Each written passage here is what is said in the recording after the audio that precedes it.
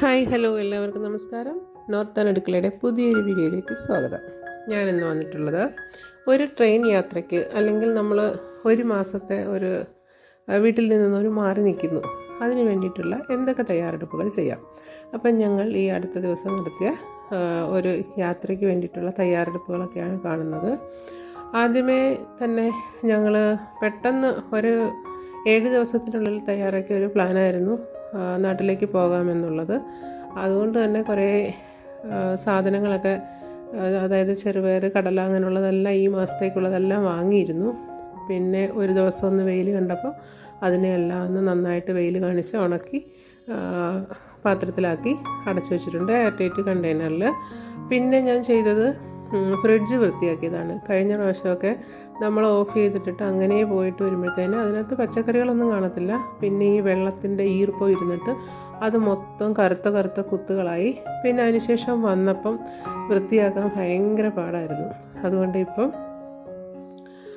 ഫ്രിഡ്ജിനെ അങ്ങ് ക്ലീൻ ചെയ്ത് നല്ല ഉണക്കി. പിന്നെ തുണികളെല്ലാം എടുത്തു വച്ചിട്ടുണ്ട്. അത്യാവശ്യത്തിനുള്ള കുറച്ച് ഡ്രസ്സുകൾ മാത്രം. പിന്നെ ഇത് നാട്ടിൽ വന്നിട്ടുള്ള കുറച്ച് ഡോക്യുമെൻറ്റ്സ്, KSF, ചിട്ടി, ബാങ്കിൻ്റെ, അങ്ങനെയുള്ളത്, അതൊന്നും മറക്കരുത്.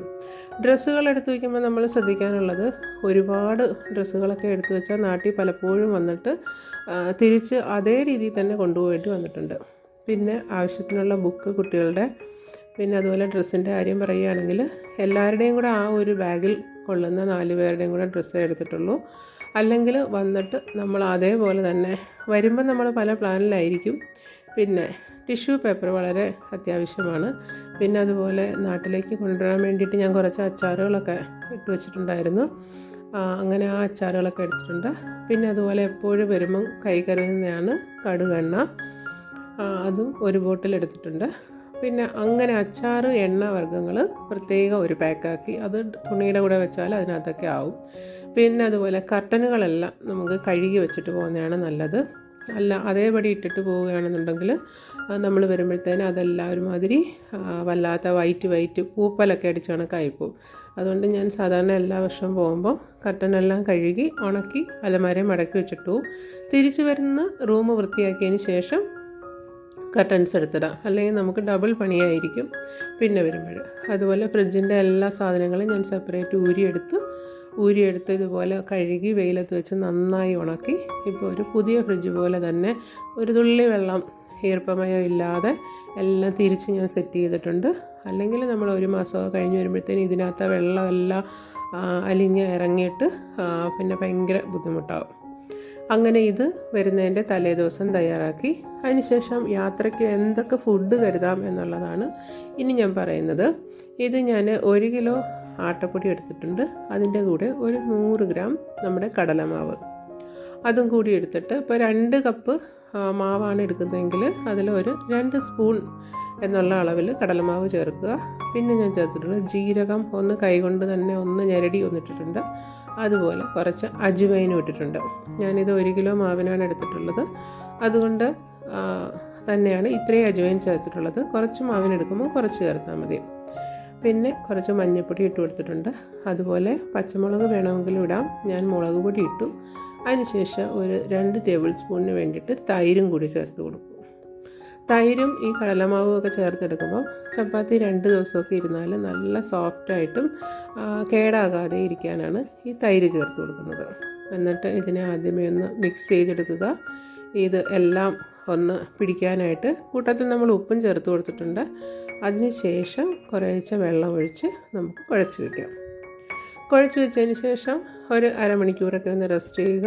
അതിനുശേഷം നമുക്ക് സാധാരണ ചപ്പാത്തി പരത്തുന്ന പോലെ തന്നെ പരത്തി നമുക്ക് ചുട്ടെടുക്കാം.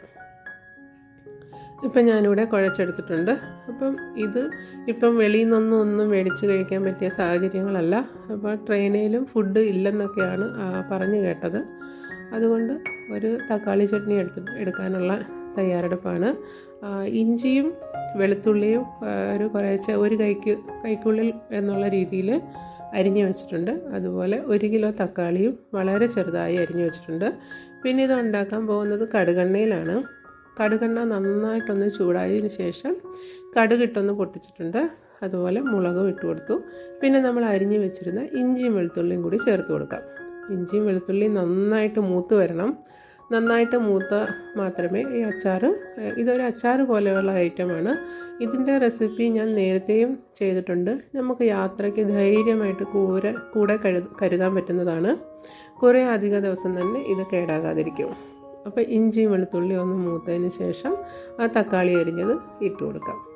നമ്മൾ പുറത്തുനിന്ന് കറികളും അതുപോലെ ചോറും ഒക്കെ ആണെങ്കിൽ മേടിച്ച് കഴിക്കുന്നതിൻ്റെ ആ ഒരു ടേസ്റ്റും ഇല്ല. വെറുതെ നമ്മൾ ഒരുപാട് പൈസ വെളിയിൽ യാത്രയ്ക്ക് ചിലവാക്കുന്നുണ്ട്. അപ്പം ഇതുപോലെ കുറച്ച് ചപ്പാത്തിയും, ഇപ്പം തണുപ്പായതുകൊണ്ടാണ് ഞാൻ ചോറെടുക്കാഞ്ഞത്, അല്ലെങ്കിൽ ലെമൺ റൈസ് എടുക്കാറുണ്ട്. ഇനി നാട്ടിൽ വന്നിട്ട് തിരിച്ചു പോകുന്ന സമയത്ത് ലെമൺ റൈസ് ഉണ്ടാക്കാം എന്നാണ് വിചാരിക്കുന്നത്. പക്ഷേ ഇപ്പോൾ അവിടെ തണുപ്പായതുകൊണ്ട് ചോറെടുത്തില്ല, അല്ലാതെ അങ്ങ് തണുത്തു പോകും ചോറ്. അതുകൊണ്ട് ചപ്പാത്തി മാത്രമാണ് എടുത്തിട്ടുള്ളത്. പിന്നെ കുറച്ച് ബ്രെഡ് മേടിച്ചിട്ടുണ്ടായിരുന്നു. ബ്രെഡ്, ജാം, പീനട്ട് ബട്ടർ അങ്ങനെയൊക്കെയുള്ളത് രാവിലെ ബ്രേക്ക്ഫാസ്റ്റിന് എടുക്കാമെന്ന് കരുതിയിട്ട് അത് മേടിച്ചിട്ടുണ്ട്. പിന്നെ അതുപോലെ ഓറഞ്ച്, ആപ്പിള്, പഴം ഇങ്ങനെയൊക്കെയുള്ളത് കരുതുന്നതാണ് നല്ലത്. ഒരുപാട് വറുത്തതും പൊരിച്ചതുമായിട്ടുള്ള സ്നാക്സ് എടുക്കുന്നതിനെക്കാട്ടിയും ഇങ്ങനെയുള്ള ഫ്രൂട്ട്സൊക്കെ മേടിക്കുന്നതാണ് നല്ലത്. ഓറഞ്ച് കഴിക്കുമ്പോൾ നമുക്കിങ്ങനെ ഒരു വെള്ളത്തിൻ്റെ ഒരു കുറവുണ്ടാകത്തുമില്ല. നമ്മുടെ വയറ്റിൽ മറ്റ് പ്രശ്നങ്ങളൊന്നും ഇല്ലാതെ ഓവർ സ്നാക്സ് കഴിക്കുന്നതിനെക്കാട്ടി അതുകൊണ്ടാണ് അങ്ങനെയുള്ളതൊക്കെ മേടിച്ചിട്ടുള്ളത്. ഇപ്പോൾ തക്കാളി നമ്മളൊന്ന് വാടി വന്ന സമയത്ത് മുളക് പൊടി കൊടുത്തിട്ടുണ്ട്. പിന്നെ അതിനുശേഷം കുറച്ച് ഉലുവാപ്പൊടി, അതുപോലെ ഉപ്പ്, കായപ്പൊടി ഇത്രയും ചേർത്ത് കൊടുത്തിട്ടുണ്ട്. മല്ലിപ്പൊടി ചേർക്കേണ്ടെന്ന് ആവശ്യമില്ല. അതിനുശേഷം നന്നായിട്ടൊന്ന് വഴറ്റിയെടുക്കാം. മുളക് പൊടിയും കായപ്പൊടിയും ഉലുവാപ്പൊടിയും ഇത്രയും മാത്രം മതി. ആവശ്യത്തിന് ഉപ്പ് കുറവെന്ന് തോന്നുകയാണെങ്കിൽ കുറച്ച് ഉപ്പ് വീണ്ടും ഇട്ട് കൊടുത്തിട്ടുണ്ട്. അതുപോലെ കറിവേപ്പില ചേർക്കാതിരിക്കുന്നതാണ് നല്ലത്. കറിവേപ്പില ചേർക്കുന്നതിൻ്റെ പേരിൽ ചെറുതായിട്ടൊന്ന് പൂപ്പലടിച്ചിട്ടുണ്ട് ഒരു തവണ. അതുകൊണ്ടിപ്പം കറിവേപ്പിലൊന്നും ചേർത്തിട്ടില്ല.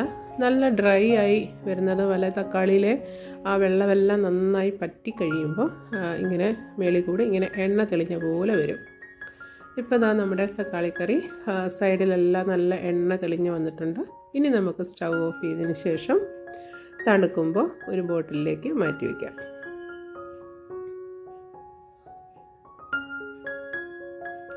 അങ്ങനെ നമ്മൾ തക്കാളി കറിയെ ബോട്ടിലിലേക്ക് മാറ്റുകയാണ്. നന്നായി തണുത്തതിന് ശേഷം കഴുകി വെയിലത്ത് വെച്ച് ഉണക്കിയെടുത്ത ഒരു ബോട്ടിലിലേക്കാണ് മാറ്റിയിട്ടുള്ളത്.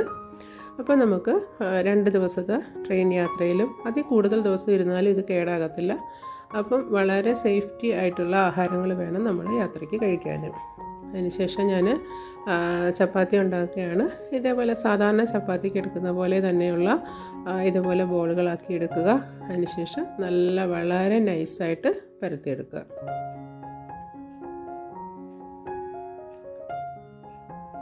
പിന്നെ സാധാരണ ചപ്പാത്തി ഉണ്ടാക്കുന്ന പോലെ തന്നെ തവ ഒന്ന് ചൂടായതിന് ശേഷം ചപ്പാത്തി ഇട്ട് കൊടുക്കുക.